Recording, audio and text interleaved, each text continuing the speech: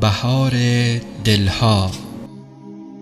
رسول الله صلی الله علیه و آله و سلم فرمودند: مؤمنی که قرآن را تلاوت می کند مانند ترنجی است که بوی آن دلنشین و مزه آن نیز خوش است، و مؤمنی که قرآن را تلاوت نمی کند مانند خرماست که بویی ندارد ولی مزه آن شیرین است.